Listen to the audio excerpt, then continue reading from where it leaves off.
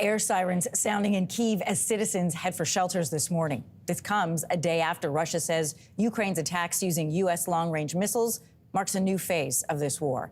Just days after the Biden administration approved the use of its high-precision long-range missiles, Ukraine struck deeper into Russia for the first time. That move provoked the Kremlin to then officially lower the threshold for nuclear weapons and revise its nuclear doctrine. And when President-elect Trump takes office in less than 2 months, he is promising to, quote, put an end to the war. So where does this leave Ukraine and the war with Russia? Well, let's bring in retired Lieutenant General Mark Schwartz. Thank you for joining us. With you, Anne-Marie. So things appear to be rapidly escalating, even in the past week. When we put together recent developments, the U.S. approving the U.S.-made missiles into Russia, Ukraine then firing them, Russia altering their nuclear plan, and now rockets in the air over Kyiv. Bring all those pieces together for us. What is the picture being painted? Well, I think we've seen a series of escalatory moves, by Russia over the last couple of months. So back in September, if you recall, Iran approved the shipment of hundreds of short-range ballistic missiles, some having the ranges of 75 miles, some up to 150 miles. And then you had the introduction of an estimated, thousands of North Korean troops that are going to be brought into the conflict and are currently training in Russia. I think that the fact that the ATACMS missile systems that we're talking about here have been deployed to Ukraine for, over a year now, and the approval by President Biden to allow those to be fired into Russia is a response to some of the escalatory actions that Russia has taken over the last several months.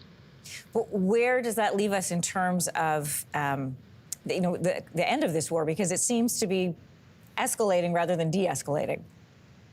Yeah, I think that there's certainly concern that with the transition of U.S. presidential leadership in the coming months, that we could potentially see less support, certainly military support for Ukraine.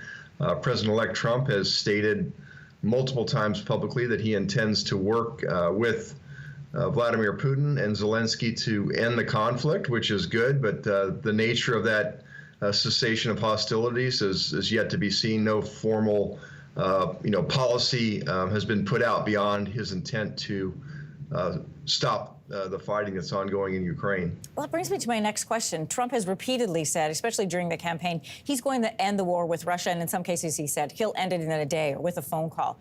But does President-elect Trump's position reflect the positioning of the U.S. when it comes to this war?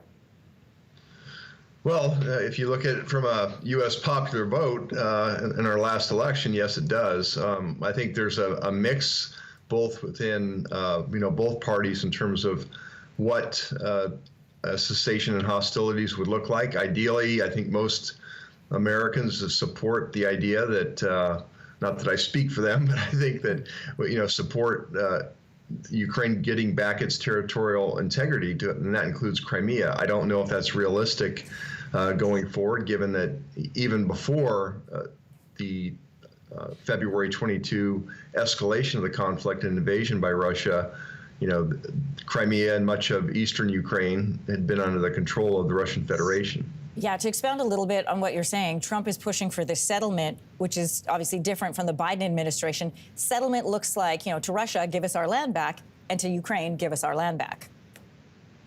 Correct, yeah. And I think that there's going to have to be some type of, concession on behalf of Ukraine for, the war to stop. That's certainly not in the interest of Ukraine's national sovereignty. But if you just look at the history of this conflict, from 2014 to the present, I think that's going to be a realistic end of the conflict. It's been more than 1,000 days now of this war. It is unlikely President-elect Trump will give the same military support to Ukraine. So what's the best case scenario for Ukraine with the U.S.?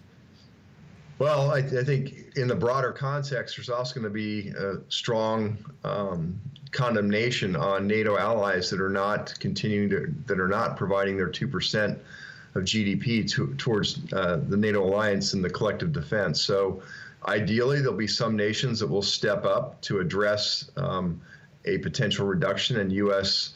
military aid, both in hardware and financial resources. I'm sure that the NATO alliance is looking at that in a very concerted manner currently as they anticipate the change in U.S. Presidential leadership. I have my questions as a journalist and a civilian, but I'm curious to know, when you are watching these events unfold, when you're reading what's happening, when you're seeing the escalations, what do you see happening? What are you concerned about?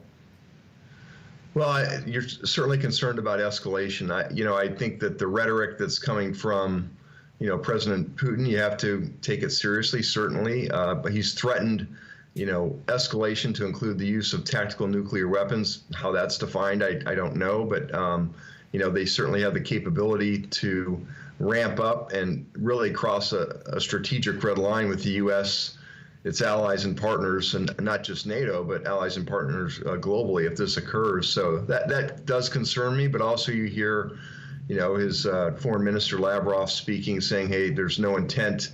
It's not the Russian Federation's intent to escalate to, to have to invoke its nuclear policy. So I think that what we're seeing right now is a lot of posturing with the anticipated change in U.S. administration, certainly. And ideally, we will see a cessation of hostilities. I don't think it's going to be in the best strategic interest of Ukraine in terms of how, a negotiated settlement would take place. But given the magnitude of, the loss of human life and the destruction of, the Ukraine infrastructure, I'm sure that the population is becoming very wary with respect to the conflict that, as you said, is well in excess of 1,000 days now. Yeah. Retired Lieutenant General Mark Schwartz, former U.S. Security Coordinator for Israel and Palestinian Authority. Thanks for your time this morning. Thank you. If you liked that video, make sure to subscribe to the Your Morning YouTube feed, where you can find all kinds of new content posted every weekday morning.